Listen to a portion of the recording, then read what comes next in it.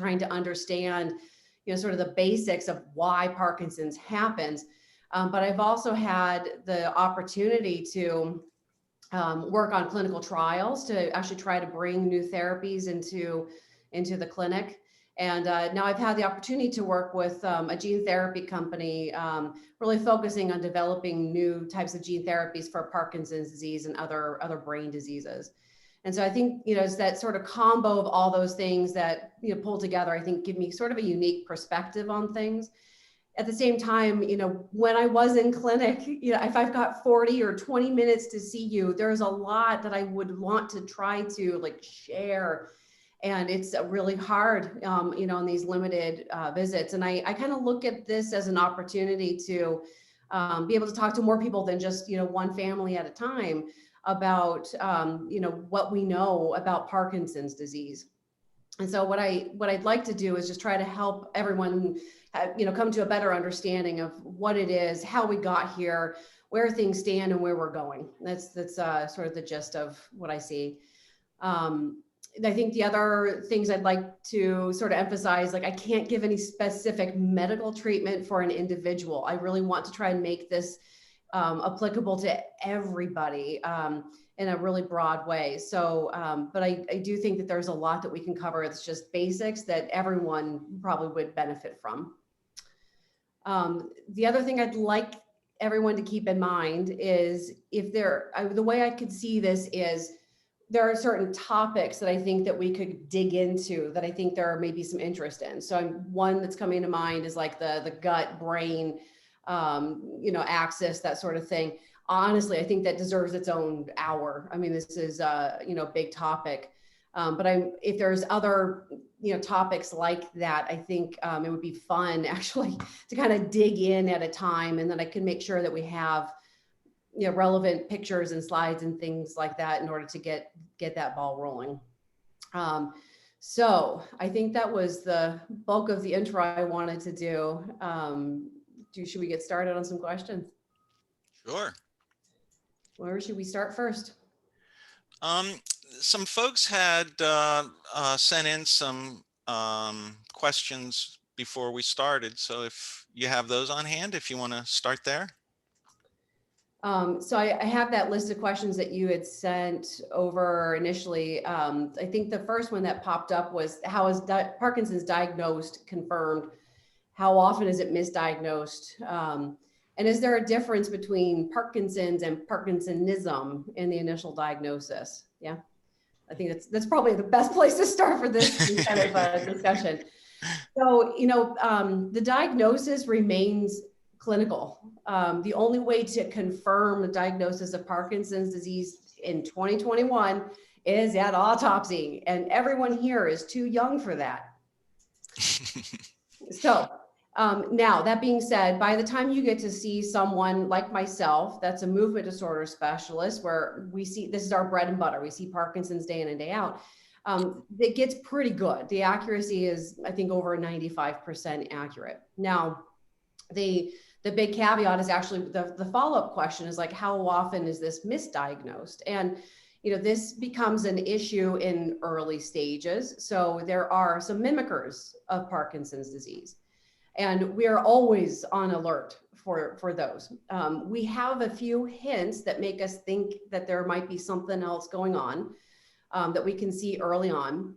And I think typically, and again, with a movement disorder specialist who has seen sort of the full gambit of the spectrum, they may say something like, I'm seeing this, and this that doesn't quite fit. We're going to keep our eyes out on these symptoms to see if it changes. But really it takes time. By definition, Parkinson's gets worse over time. And so I need to see people over, a couple of visits in order to get a good sense of, what's going on, what's changing, what's not changing. And it's enough data points over time. That's what really helps to confirm the diagnosis. Now, that being said, there are things like the imaging studies. So DAT scans, for example. Now, this was actually designed to help distinguish Parkinson's from essential tremor. It cannot tell me it's PD. because there are a lot of other things that can make a DAT scan look abnormal.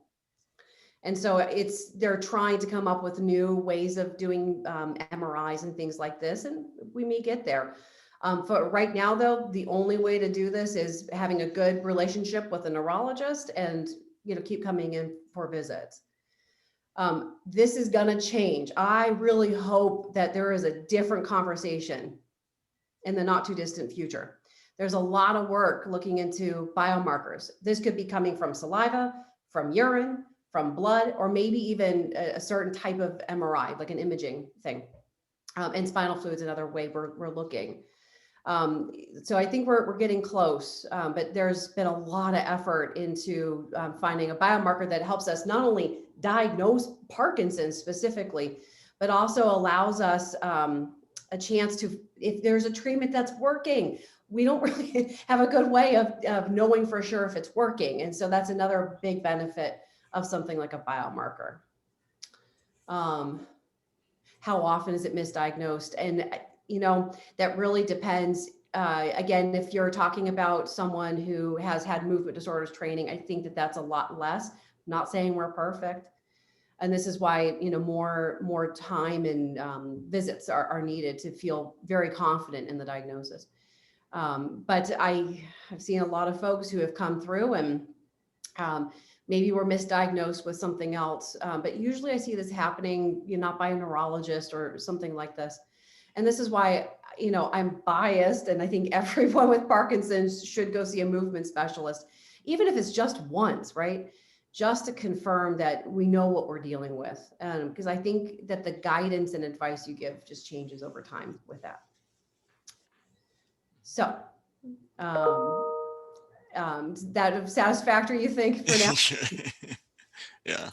Okay. I was going to move on to another topic that I think is probably on the tip of everyone's tongue right now, and that's COVID. Just Monday, I think it was, the Movement Disorder Society came out with recommendations for the vaccine specifically. So I'm guessing somebody here has some thoughts on that. I actually I'll share, where did it go? It's not showing me which one. I was hoping I could share this screen because they came out, pretty strongly with some recommendations, and I think it's quite fitting. Let's see if this works. I may have to do this later. Oops. Okay. Yeah. Shoot. I'll have to set up my preferences in my computer. But basically, I think there are some key things, because early on in the pandemic, there were a lot of concerns about could the vaccine affect the progression of Parkinson's? Could I get worse? Is it going to cause my immune system to take off and then make my Parkinson's worse? Is it going to interfere with my medications? And we have just enough information now that it looks like that is not the case. So it doesn't seem to interfere with Parkinson's medications. Parkinson's patients who are getting the vaccine, because we have just enough now to take a look at this, they don't do any better or worse, let's say, from a side effect standpoint than someone who doesn't have Parkinson's. Let me just look at the other recommendation. They also came out and said that there's no reason to think right now that there's changes in overall progression of Parkinson's disease. They're not seeing like a sudden worsening, as I think there were some concerns of this actually, especially early on in the pandemic. And so the overall recommendation from this society, whose main goal is really just to better the lives of Parkinson's patients and other movement disorders, but is really to go ahead and get the vaccine. There's really a lot that we're still learning, but what we know so far, the COVID seems to be a much more serious impact than the vaccine at this point. So I know there's probably more questions around some of this, and I don't know if there's a way to maybe see if there's any specific questions about that coming through. But this is sort of the stance that I know American Academy of Neurology is taking something very similar. You know, all the sort of governing bodies of neurology are coming out and saying basically the same thing. We need more time, right? This is still very early, and we're learning a bunch more. But this just wanted to at least share where a lot of the professional groups are kind of coming from at this point. So David, do you think, are there any other questions about this topic or? I don't see any coming up right now related to the COVID. There are a number here, but why don't you just kind of continue as, you know, fielding the questions you'd like. So the next one that I see here is the differences between fatigue and sleepiness. This came up. So one of my patients said the fatigue that comes with this is like this wet, heavy blanket that follows you everywhere all day long. And I use that as, because every time I've said that to people, they were like, yeah, like that makes a lot of sense. And so I think that there's, you know, sleepiness where you want to sleep and lay down, close your eyes, but then there's just the overall body fatigue that I think can be overwhelming for a lot of people. And this actually can be an incredibly early sign of Parkinson's disease for some people. So yes, I mean, I think that they're intertwined. You're going to feel more fatigue if you're tired and you're not sleeping well. But the fatigue is also, it's a separate thing in some respects. You can have a good night's sleep and feel rested and still have just this overall fatigue. So I think that they are different. That being said, you know, ways to combat this. So, I mean, the key thing is sleep, which is really hard sometimes for people with PD. But we do know that if the quality of sleep is better, that the fatigue seems to be better. I have literally prescribed naps.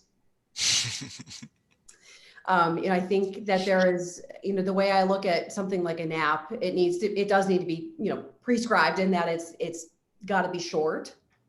It's got to be, you know, done in a smart way. You got to have an alarm set. This isn't just go, you know, take a nap and wake up when you want. You use this as part of, for some patients, they use this as part of their treatment, and they just need it, and they need a little pick me up in the afternoon sometimes.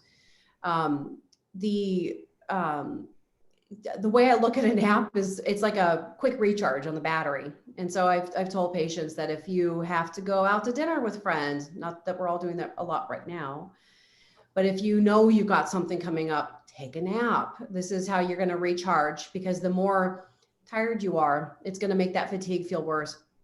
And it's going to impact the Parkinson symptoms, the way you're thinking, the way you're moving.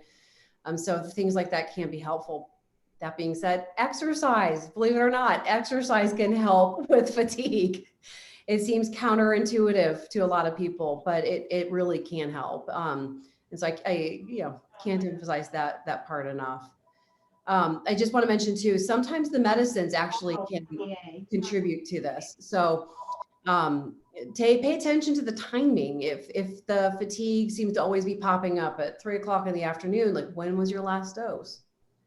And just to keep that in mind, because sometimes just moving medications around or adjusting a dose at a certain time of day, sometimes that can actually be enough to help in any little way. I'm not a big believer in stimulants. It's not my favorite thing, but exercise actually can do that to some extent. And, you know, a cup of tea, a cup of coffee done at the right time and in the right amount, right? That actually can be quite helpful as well. So, okay, I'm done with that one. Let's see, I'm going to move on. I think this is a really important topic. So the question is, my husband has Parkinson's. He used to love his hobbies like woodworking and gardening, but he seems to have lost interest in them. Is this part of Parkinson's? And this is a tough problem for some people. And yes, it is related. This is what I would call apathy. So this is not being depressed. You're not sad. Things can be okay, but you just don't want to. This is a tough symptom for some people. The medications don't seem to help with this a whole lot. There's, there's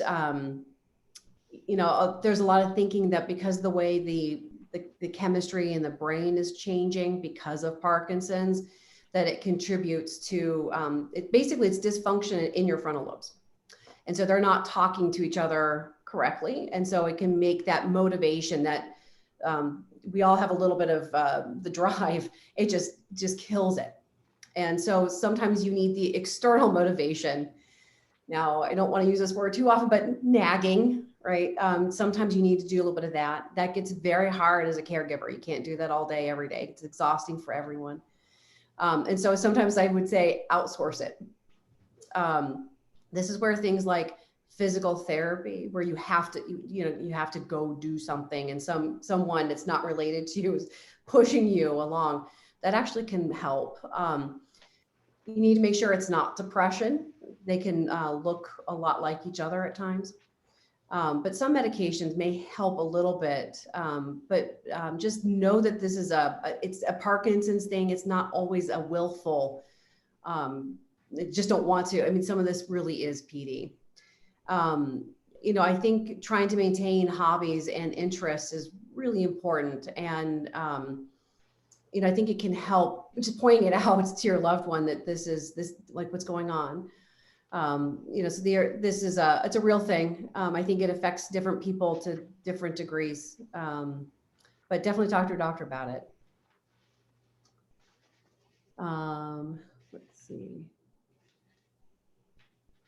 I see a few questions popping up here.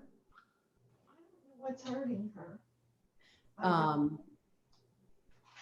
Let me just finish one other question that you had sent, David, and then I can start on the list in the chat. Does that sound good? Under her leg is hurting. So there was another question. My husband has become more obsessed with the computer and internet. Is compulsive behavior an aspect of Parkinson's? And yes, it is also a potential side effect of the medication. So I see one other question here about dopamine and motivation. And so this is where it gets mixed up. So dopamine, especially when it's sometimes too high, the levels are too high in the brain, it can really trigger compulsive behaviors. It can be it is part of the reward system. And so when you're taking medications, for example, and we're trying to artificially drive the dopamine levels up pretty high, it can, some people, not everybody, in some people, it can cause these behaviors where you become obsessive and compulsive about things. Definitely talk to your doctor about this. Sometimes just changing the medications around a little bit can actually be the key in getting rid of these things. Sometimes you just cannot get away from the medicines. And so it's for gambling, for example, you just need to work hard to not put yourself in the environment where you can have that trigger. So that's another option.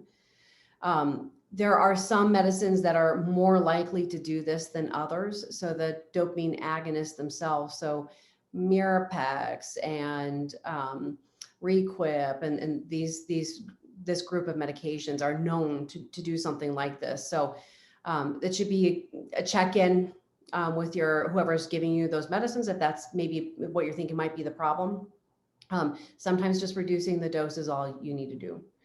But the compulsive and like the behaviors like this, they can be a big problem for the family. And so I think it's really, really critical to make sure you talk about this with your doctor and with the patient as well. And sometimes the family needs to kind of come together and help step in and just understand that this is the Parkinson's, maybe the treatments too, all working together to bring this out. And this isn't like some hidden thing that was in there all the time. This is really the changes in the brain chemistry that are making this come forward. And there are ways to work around it. So it made it onto Time magazine one year. That's how big of a deal this is. So please talk to your doctors about it. Let's see. I just saw this question pop up, and then it's too pertinent. I can't ignore it. So talk with your doctor, but how often is a conversation possible? This is part of why I want to try and do this here. I think that, sometimes what you can do is let the doctor know that there's like an issue that you want to bring up specifically, and see if there can be dedicated time for that topic. And then if there's, a lot of topics that you think need to be addressed, see if you can set up like a series of visits, even just to try to get through the major concerns that you might have. Sometimes it could be, I know in our clinic, we have a physician assistant who's able to do some of this for us if we can't be in the clinic. And I think, talking to, friends and family and other people like in this network can help as well.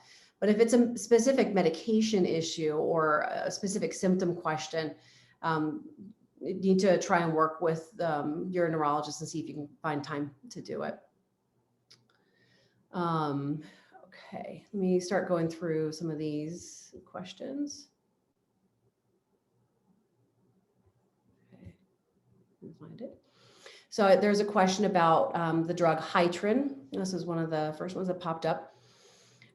So there is a lot of interest in looking at what we call drug repurposing. I actually think this would be a great topic to dig into a bit more. So we've been looking at things like asthma medication, diabetes medication, a prostate medication, this is actually a really fascinating field where we're taking learnings from other diseases, looking at the patients and saying, hey, maybe there's something here to this.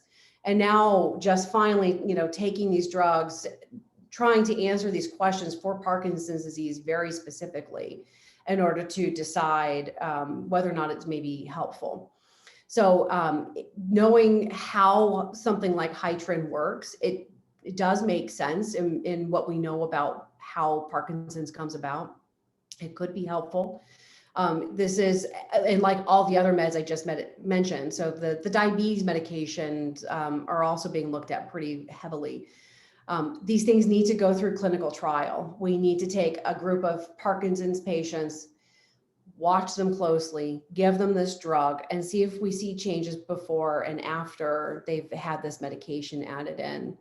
So I think there's a place. I would love to sort of, reinvent the wheel, honestly, with some of these medications. We know that they're safe. They've already been approved by the FDA.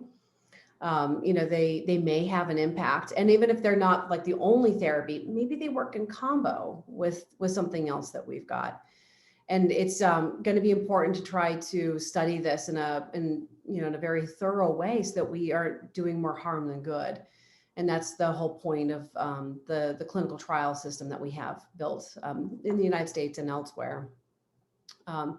We are going to see more on this. One of the big holdups is that these are FDA approved drugs, so you need companies basically to want to buy into this and help out. And I can see this happening for a few things coming down the road. So it's coming. It's coming. Let's see. Okay, there's a question here. If a parent is diagnosed with Parkinson's disease, are there any indications of whether that parent's child or children will also be diagnosed? Is there anything that children can do to prevent from also being diagnosed? It's a pretty common question. I think some of this depends on whether or not there's actually a gene involved in why the parent may have had Parkinson's. So there are clear genetic reasons why. And we're just now, I think, more frequently testing for this now. It's actually gotten cheaper and faster than it had been even like 5 years ago. So I think it's helpful to know if there's something there, but usually there's like hints, like that whole side of the family has Parkinson's. But that's often not the case. And we think that it's only about 10%, maybe 15% of all Parkinson's cases are actually due to genetics, directly due to genetics.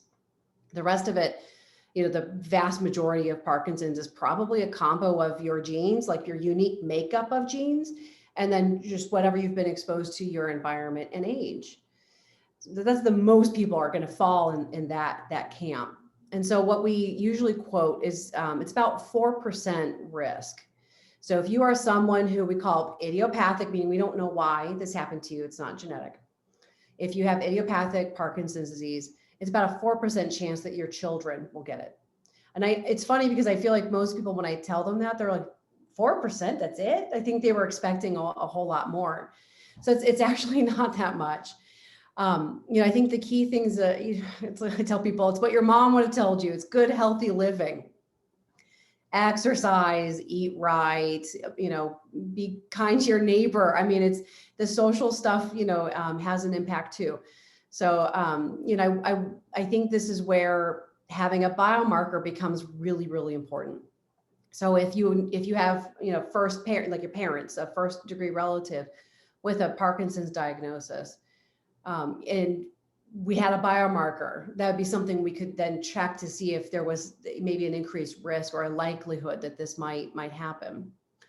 But we're a little bit ways away from that. And, there are some genetic forms of PD where it just depends on the person. Like they're literally like siblings like from the same house, they're not identical twins, but they're still, family, and they have the same gene. One gets Parkinson's, one does not. So I think we still have a lot to learn, but I would not, I do feel like I've had patients that have gotten very worried about their children. And, I would like to think that this might tamp that down a little bit. It's not a guarantee that anyone else is going to get Parkinson's. Okay. There's a question about biomarkers in the stool. They're looking in every bodily fluid that they can take from people. We're looking everywhere for any hints. I haven't really heard much about stool yet. But given again this gut-brain connection, they actually have looked, and if you take a piece of the colon, you can actually see alpha-synuclein in the colon. So that is actually some, if you do a colonoscopy, that's part of just normal health screening. There is some thought that maybe we take, a bigger chunk. Can we see alpha-synuclein there? And then skin would be the other place to go look for it. And we can, sometimes there's actually some papers out there that show you can actually see the alpha-synuclein depositing in the gut and the skin years before Parkinson's diagnosis. So I think there's a lot of promise actually for things like this. I'm going to keep moving on.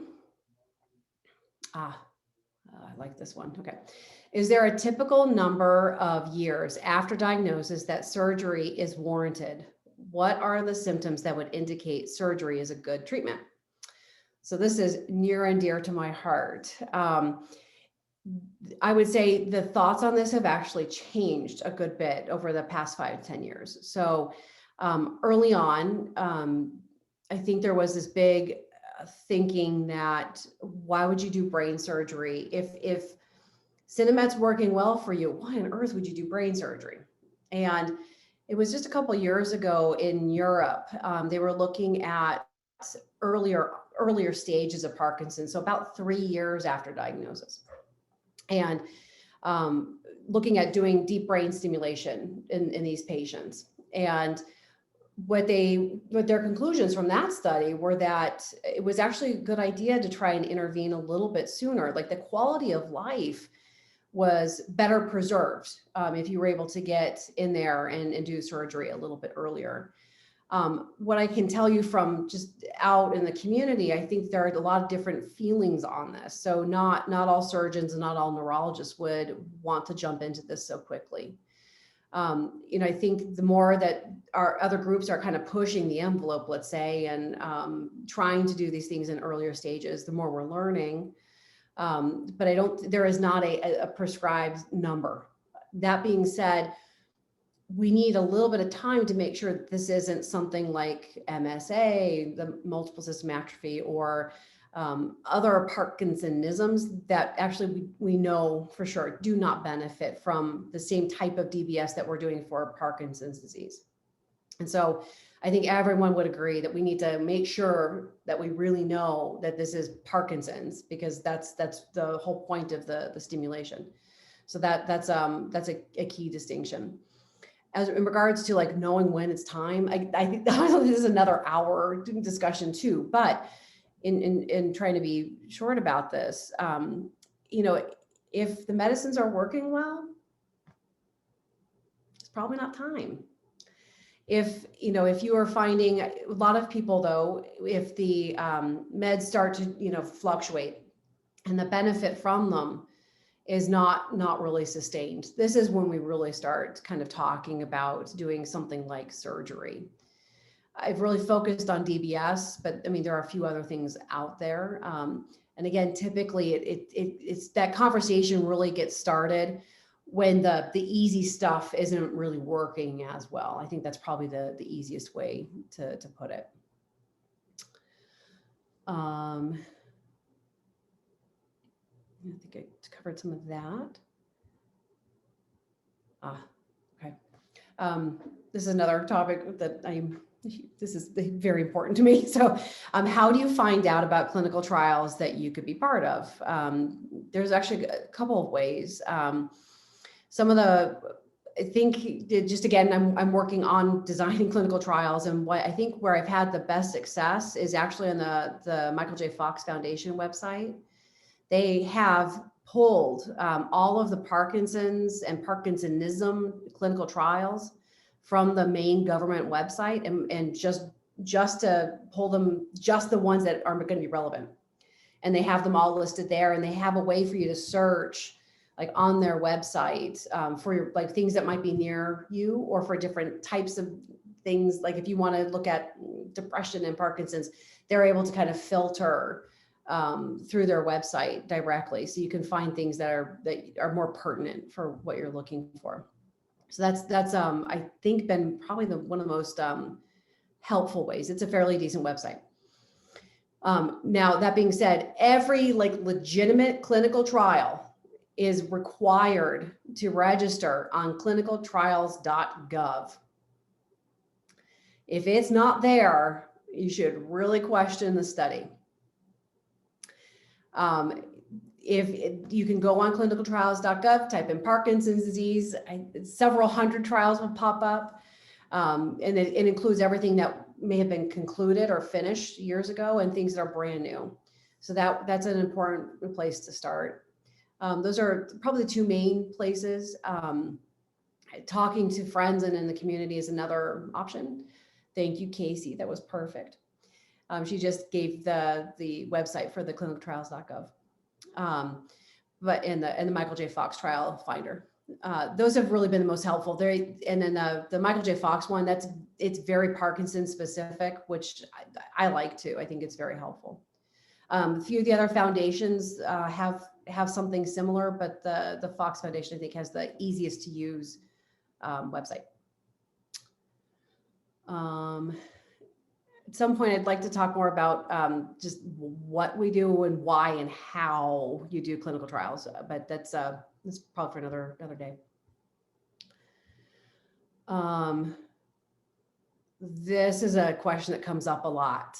Is there a connection between head injuries and Parkinson's? My conversation actually on this has changed in the time that I was practicing.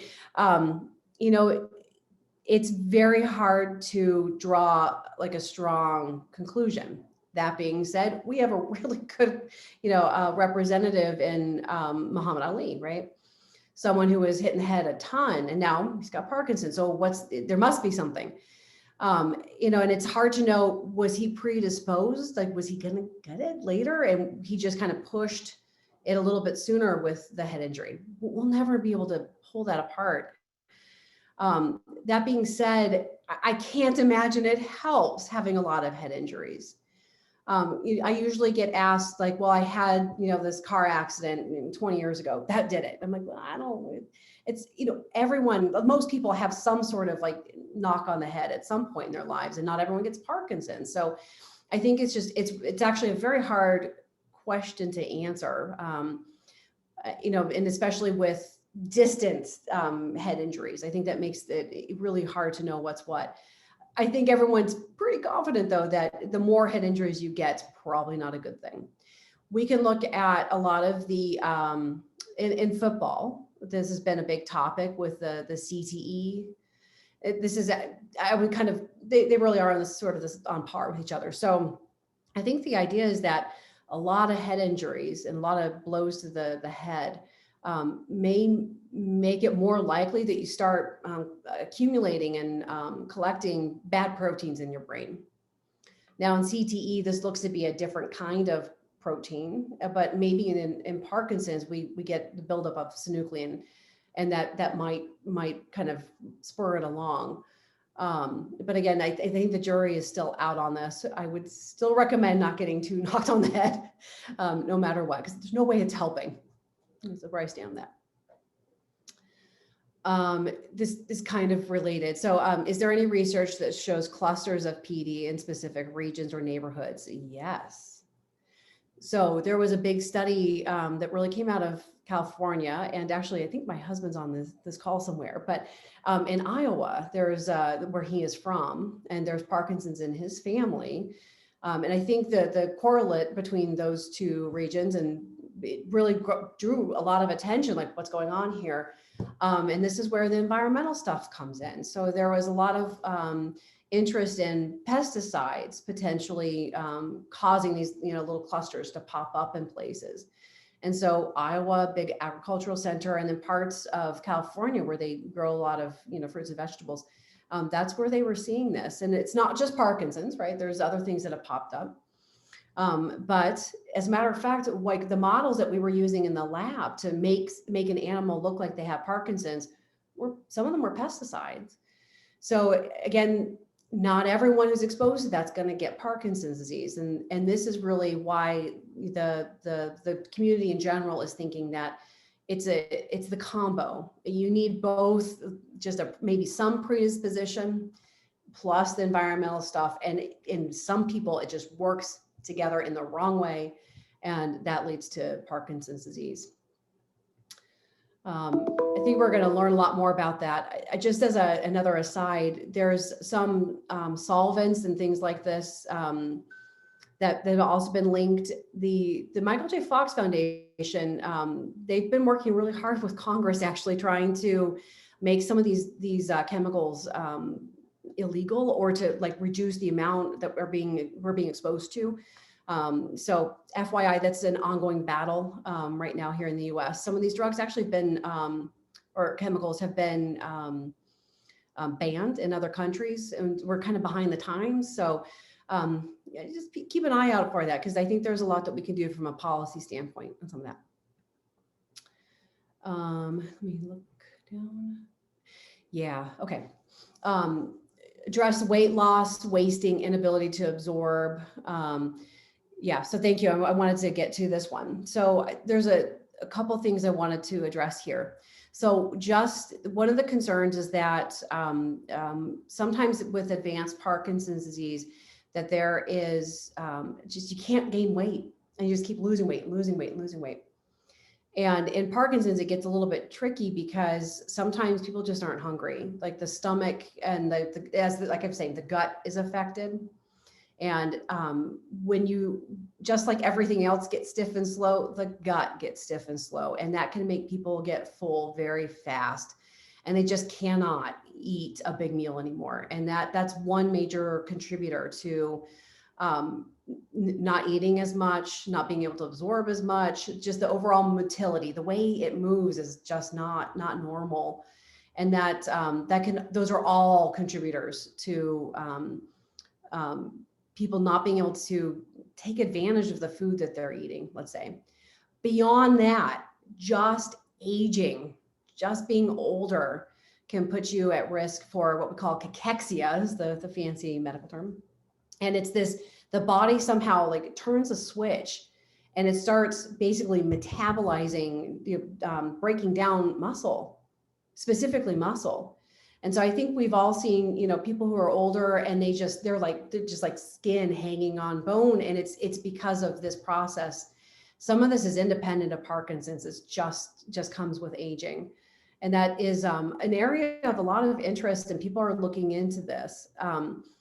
When you add Parkinson's on top of that, and oh man, it's a battle. I mean, it's an everyday battle.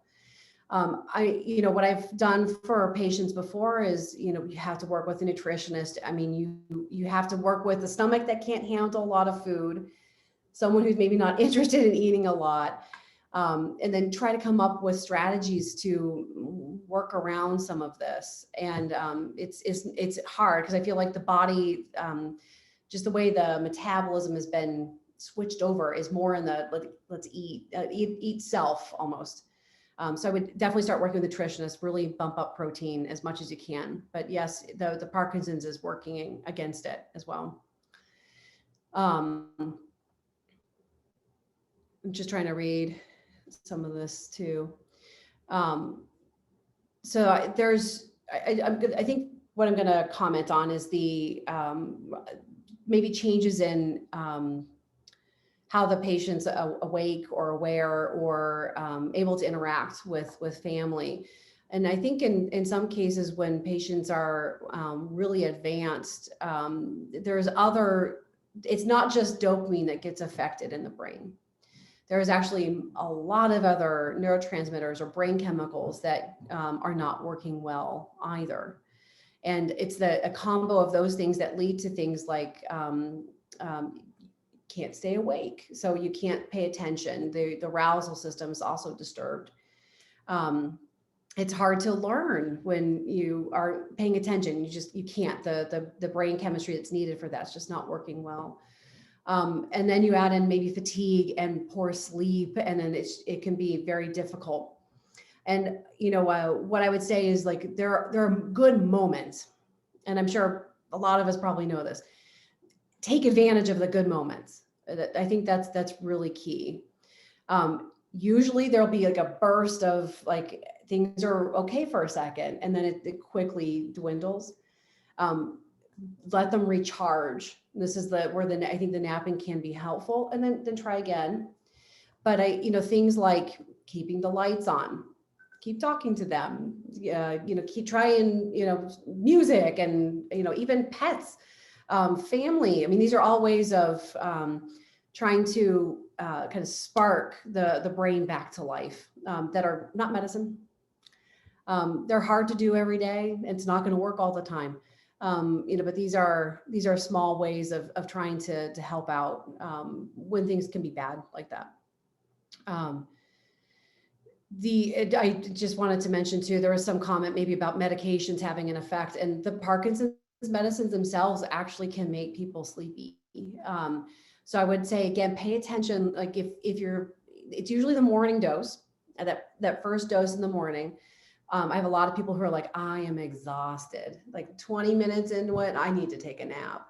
And it's that sort of like the rush of the dopamine kind of hitting that I think really kind of brings that on.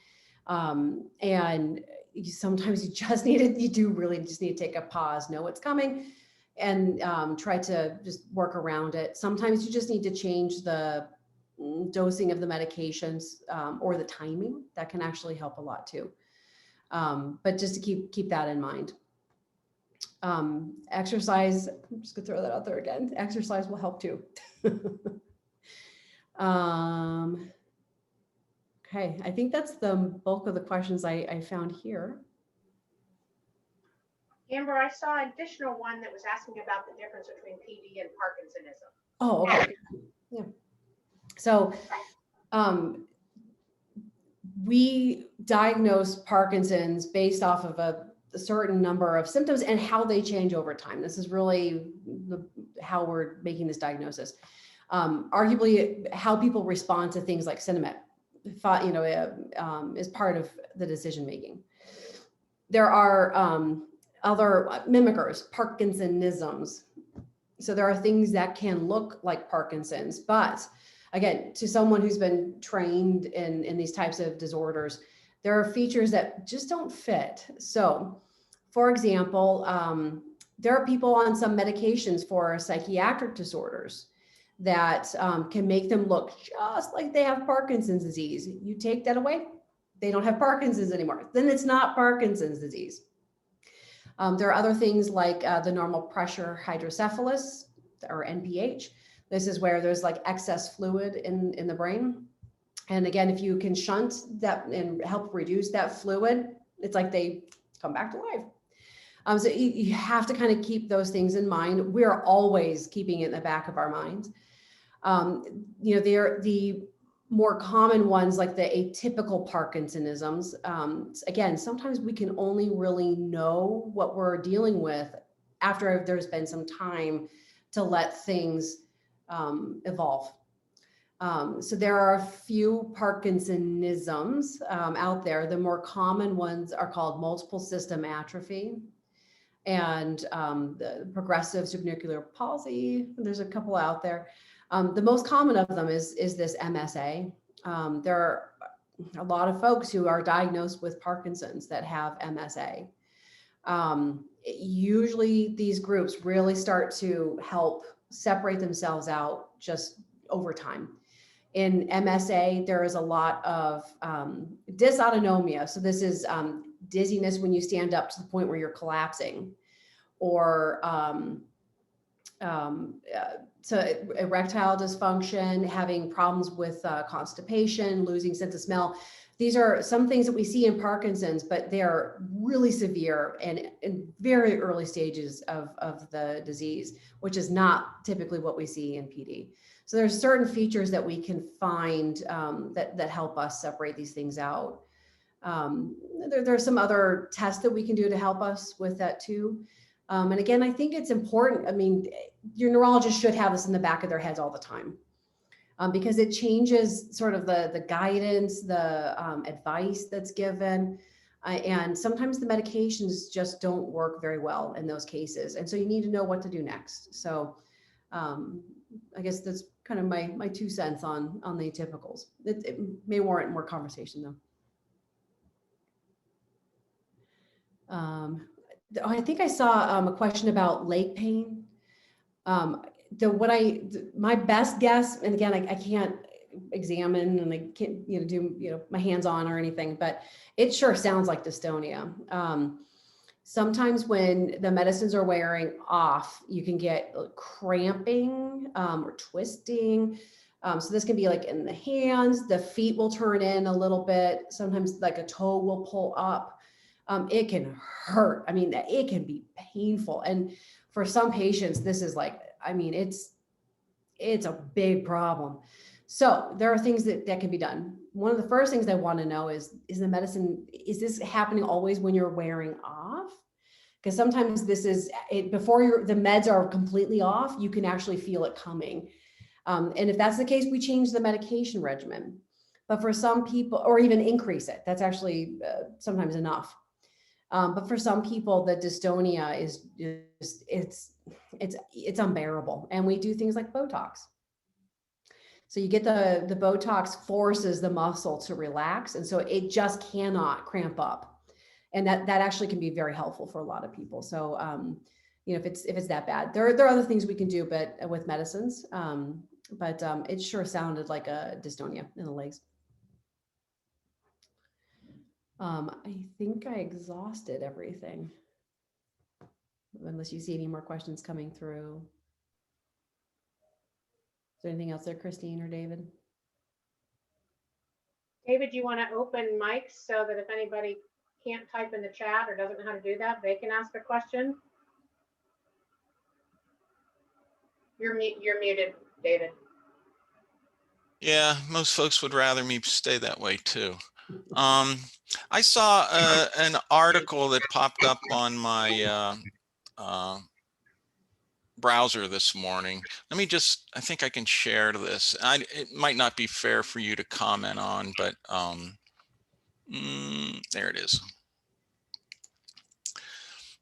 Had to do with diet and Parkinson disease. I don't know if you happen to see this or not. Oh, I know. I love this. I get a lot of information from this website, but so it's not surprising. I haven't seen this particular one, but this is kind of what I was saying before. I mean, it's a lot of this is actually just good, healthy diet. So it's, heavy in fruits and vegetables. The proteins that are usually in this kind of diet are heavy in, like, in fish, things that have a lot of omega-3s that are anti-inflammatory, that may be helpful. It also includes things like wine, but I'm not that I'm prescribing this, but there is some thought that there are, chemicals and things like wine from the grape, the polyphenols and things like this that may be helpful. But if it's the key thing here is it's the lifestyle, it's not just taking, it's just the Mediterranean diet, but it's the lifestyle that also comes with this that we think is very helpful. And so what I'd really like to do is look at the blue zones. I love this story, but there are a few places in the world that people tend to live over 100. In Italy, there's one of them, and they use a lot of Mediterranean diet, but they also live on hills, and they have to take stairs everywhere they go. They go to the grocery store every day, and they have to take, thousands of flights of stairs. The other thing is there is no one retired. Like, if you're not working in a job, which you still may be in your 80s, if you're not, you're at home helping out with the kids. I mean, everyone's got a job to do in the society. So there's the social aspect of it's there too. So just the diet by itself, yeah, no, it's good. Like, please eat your fruits and veggies. But the exercise and the social, the connection, trying not to get isolated, those are all part of why these things work. Yeah, if anyone has a question for Dr. Van Laar, I just gave everybody the ability to unmute themselves. So you can either click the microphone if you'd like to ask her a question, or just even hit the space bar if you're at a desktop or a laptop.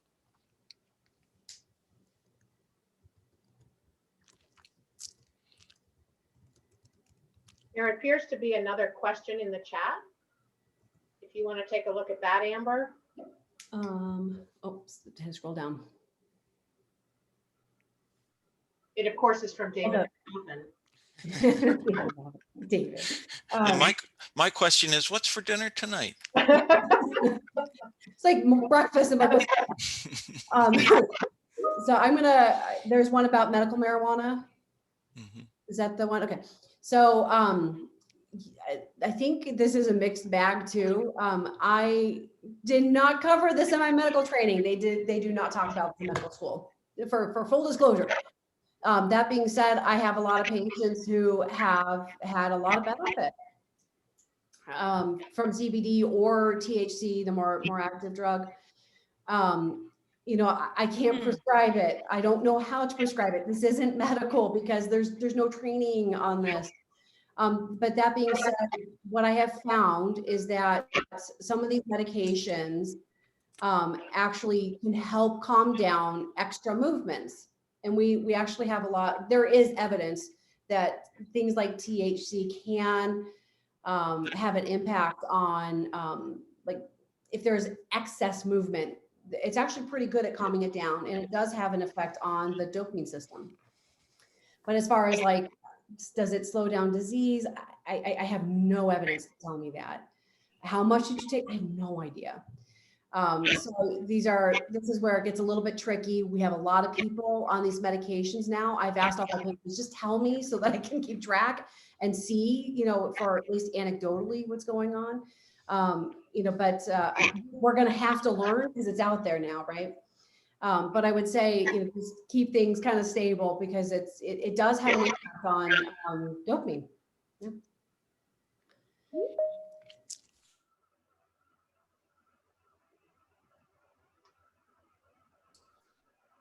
You're muted, David. Looks like there was one more question in there about entacapone. If I want to be careful, giving direct medication recommendations. What I can say is that the question is really about the medications and blood pressure. Cinemet is, we know that drops blood pressure. Sometimes it means, smaller doses spread out over more time can be really helpful. The question about entacapone specifically, what that's doing is really enhancing the amount of Cinemet that's available. And so it can sort of aggravate blood pressure even more. So sometimes just taking the entacapone away may reduce the impact from the things like Cinemet and can help with blood pressure. There's a lot of ways of trying to manage blood pressure. It's low just because of Parkinson's, and then the medicines just aggravate it even further. So, sometimes it's trial and error, and sometimes we actually have to add on other medicines to help boost blood pressure on top of that. So, there's not one answer, unfortunately, for this issue. Thank you. Well, I think we're about out of time. So thank you. But Dr. Van Laar is going to be doing this the third Thursday of every month until further notice. And I hope all you David Von Hofens can join us again next month. Thank you, everyone. I really, this is my favorite part of being a neurologist. So it's thank you. It's enjoyable. Thank you. Thank you. Thank you. Good weekend. Okay. Thanks everybody for joining. See you next month, if not sooner. Thank you. Okay. Bye, David. And David. Bye-bye. Bye, guys.